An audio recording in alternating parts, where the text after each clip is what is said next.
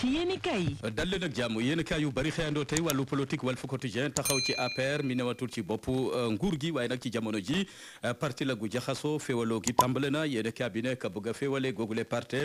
du kenn ku dul ka ko jiite di Macky Sall ci jamono ji kiliftef ga mu def bees jëlee Amadou Mame Diop ci coordination ba teg fa maître Sidiki Kaba am nañu ci àndul ci biir APR yéenekaay bi Walf Quotidien ne lam ca jublu bokk na ci gën a dëgëral boppam ci wàllu politique ak waajal dellu tam ci réew mi bu ñu sukkandikoo ci analyste politique bi di Thierno Diop ne ni Macky Sall doxale ci APR warta bett kenn ndax APR nii lay mos di doxee ci wàllu politique yéen a bi di critique ne waa APR ñoom anam yi Pastef bëgg a saytoo joyantiwaat loi d'amnistie bi moo leen neexul ba tax na sàkku nañ ci waa Pastef ñu neenal bi le loi d'amnistie bokk na ci ne Pastef lañ ca jublu bokk na ci fexe ba daanaka lu leen ñor ñu mun ko caa jëmmal lu leen ñorul ñu mun ko caa dindi maanaam topp takk der yi nga xamante ne njortu nañ ne xëy na seen loxo laale na ca mun a aarale seen militant politique waa APR ñooñi gisee les économies kenn ci APR mu ngi ci loxo yoon ci jamono ji di Moustapha Diop maire bu Louga muri nañu mbalaanu kiirlaayam keroog ci assemblée nationale tey ji sax commission ad hoc bi daanaka dañ ko déglu Moustapha Diop ne soxlawul ku ko gunge soxlawul avocat dina mun a waxal boppam ci coow li ne cobboy ci dossier Tabaski Ngom yéen a bi di l'observateur ne keneen ci ay militant APR Lat Diop ba léegi génnagul ndungu siin amagul afia ci jamono ji bàyyi négandiku liberté provisoire gañ ko doon seentul ni ki fukki fan ak juróom-ñett ci weeru mars gi ñu ne chambre d'accusation ba jël na dogal dàq ko ba jëmmi jamono libération xëy wutali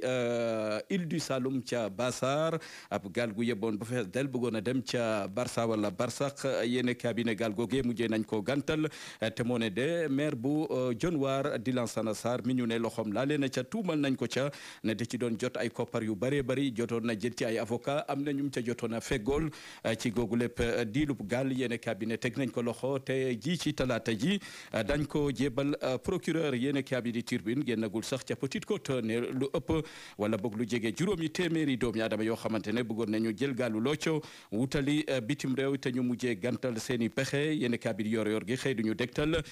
cool suuf ga am ca Saly foofe ca diwaanu Mbour yéene cabinet jafe-jafe suuf soosé nag tax na askan wa yeewoo ca gox ba sàkku ñu fexe ba gindi leen ndax lu ëpp juróomi téeméeri doomi aadama yoo xamante ne am nañ jafe-jafe ngir am seen suuf su leen lew ab promoteur gañ ca joxoñ baaraamu tuuma ne moo ko bëgg a jalgati ci seen loxo yéen kaabi di réew mi quotidien xëyee Saint Gabriel ba ne ca Thiès yéen kaabi ne ci googule collège coowal muuraay jib na fa démb am ci ay élèves yoo xamante ñu ngi doon muuru ñu mujjee leen xañ ñu dugg ci l'école ba waaye nag jàmm dikkaat na ci googule mbir gannaaw kilifa yor njàng meek njàngale ma ca diwaanu Thiès ñoo diisoo ko njiital école Saint Gabriel ba ñu waxtaan ba juboo yéen kaabi di Vox Populi ne bu ñu gaawutoon fay coow li ni mel mënoon naa dem ba ëppi loxo waaye nag réero amul ñàkk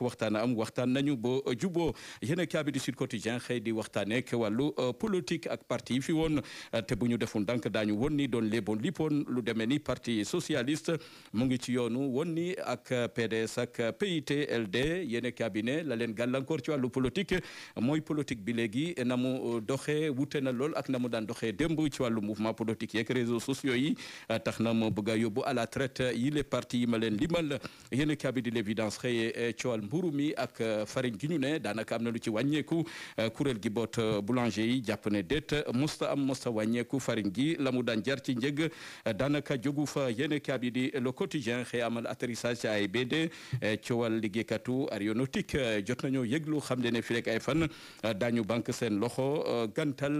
daanaka foofal naaw yi di avion yi gannaaw bu ñu gisee ne jafe-jafe yu tar la ñuy jànkoonteel ci seen bërëbu liggéeyukaay toog nañu ay weer yoo xamante ne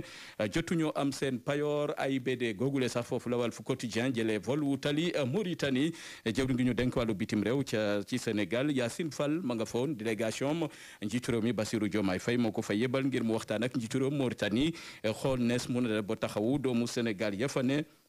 rawatina ñi nga xamante ne ñooy jël gaal yi wutali bitim réew te di ko jaare ca Mauritanie jafe-jafe yañ fay dund Yacine Fall ne waxtaan nañu xëy na waxtaan googee dina jur jàmm ak itamit